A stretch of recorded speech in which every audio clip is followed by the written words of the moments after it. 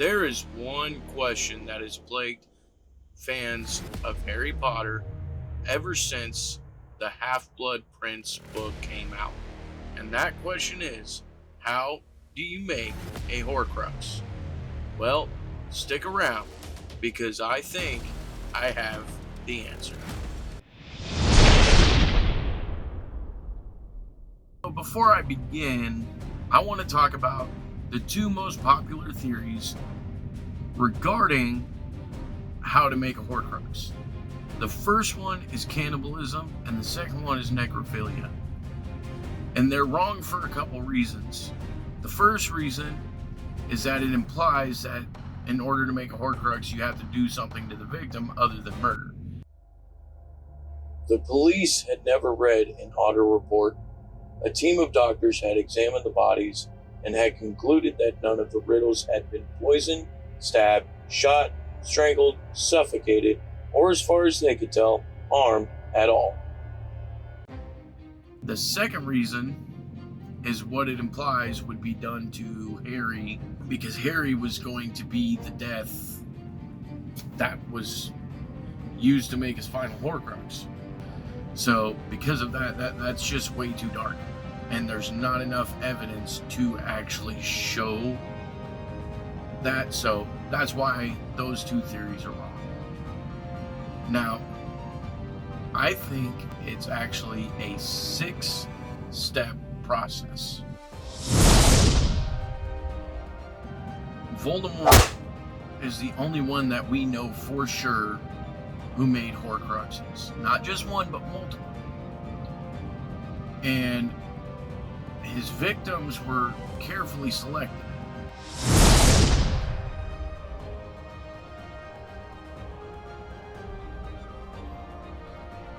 How does one split his soul? You already know the answer to that. Murder. Yes. That's self-explanatory. And they could be anything, said Harry. They could be old tin cans or, I don't know, empty potion bottles. You are thinking of port keys, Harry, which must be ordinary objects, easy to overlook. But would Lord Voldemort use tin cans or old potion bottles to guard his own precious soul? Each object that Voldemort chose for his Horcruxes, the diary, the ring, the locket, the cup, the diadem, and the guinea, he chose them for a specific reason. Harry wasn't really chosen. Voldemort, we know he went through a transformation. He went from being handsome Tom Riddle to the snake-like visage of Voldemort that we see. I think there's a couple steps involved with that. The first being skinning himself, but not like with a knife. I think he had to actually remove part of his skin through fire. The reason I say that is because, in Half-Blood Prince, we see, Harry and Dumbledore revisiting Dumbledore's memory of Voldemort coming back and asking to teach at Hogwarts. Harry let out a hastily stifled gasp. Voldemort had entered the room. His features were not those Harry had seen emerge from the great stone cauldron almost 2 years ago. They were not as snake-like. The eyes were not yet scarlet, the face not yet mask-like, and yet he was no longer handsome Tom Riddle. It was as though his features had been burned and blurred. They were waxy and oddly distorted. The whites of his eyes now had a permanent bloody look, though the pupils were not yet the slits that Harry knew they would become. I think in order to finish that permanent transformation of becoming more snake-like, he had to actually consume a live snake. And the reason I believe this is because of a magic that is called sympathetic magic. There's, two types. There's contagious magic, which is actually, something that you do, with a person will affect them the rest of their life. The other one is imitative magic.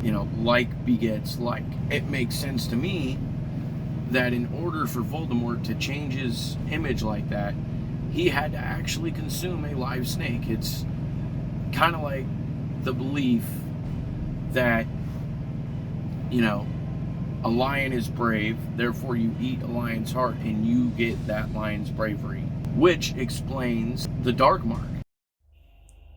For a split second, Harry thought it was another leprechaun formation. Then he realized it was a colossal skull, comprised of what looked like emerald stars, with a serpent protruding from its mouth like a tongue. It could be that really that skull did not have the snake protruding from his mouth, because of, the name of the Death Eaters is the Death Eaters. So it would make sense that it's actually a skull consuming the snake. It just resembles the snake coming out of his mouth. The thin man stepped out of the cauldron, staring at Harry, and Harry stared back into the face that had haunted his nightmares for 3 years, whiter than a skull, with wide, livid, scarlet eyes, and a nose that was as flat as a snake's, with slits for nostrils. Lord Voldemort had risen again. Basically, the dark mark is really Voldemort's own image consuming a live snake.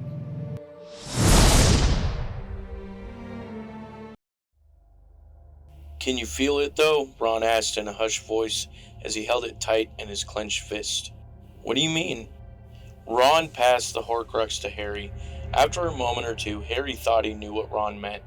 Was it his own blood pulsing through his veins that he could feel, or something beating inside the locket like a tiny metal heart? The objects, other than Nagini and Harry, because Nagini and Harry are already living, need to have some sort of life in order to hold a soul, or a piece of soul. And the reason I came to this epiphany is actually what Dumbledore tells Snape about what happened the night Voldemort went to go kill Harry. Tell him that on the night Lord Voldemort tried to kill him, when Lily cast her own life between them as a shield, the killing curse rebounded upon Lord Voldemort, and a fragment of Voldemort's soul was blasted apart from the hole and latched itself onto the only living soul left in that collapsing building.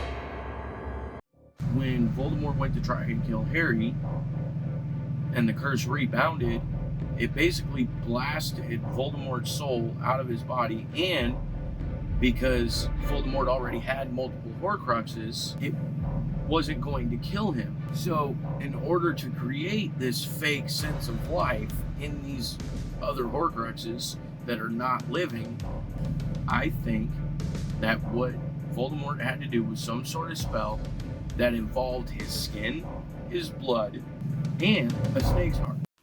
Harry felt the Horcrux beating fast, faster than his own heart.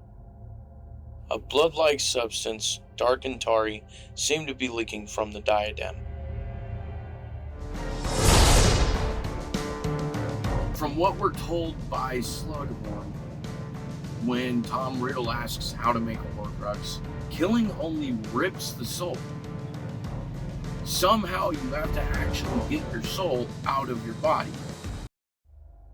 Lord Voldemort's soul, maimed as it is, cannot bear close contact with a soul like Harry's, like a tongue on frozen steel, like flesh and flame. Souls! We were talking of minds. In the case of Harry and Lord Voldemort, to speak of one is to speak of the other. I believe the soul and the mind are actually in the same area, and it's up here in your brain. You may be wondering, where did you get that idea? Well, here's where I got that idea. Imagine someone who's brain dead. Their body is living, but their essence, who they are, their being, doesn't exist. It's just like if a Dementor sucks a soul out of a person. You have no soul, therefore you are not you. Your body is alive, but you are gone. It's a fate worse than death. Riddle's diary was an actual memory. If it's a piece of Voldemort's soul and not just a memory, then I think the process to get the piece of soul out of the body is actually quite similar to when you pull a memory out of your head, because the soul is ripped, but it needs to be separated. And I think in order to do that, you have to, the spell actually burns that piece of soul away. Okay, so my question to you guys is, what do you guys think? Do you guys think this is possible? Do you think that this process makes more sense? Or, do you guys think I'm totally crazy? Let me know in the comment section down below. If you want to go back and find out why I keep talking about, the process, including burning, you can check out this video here. If you want to check out whether or not Nagini being a maledictus, caused her to have cursed venom, you can check out this video here.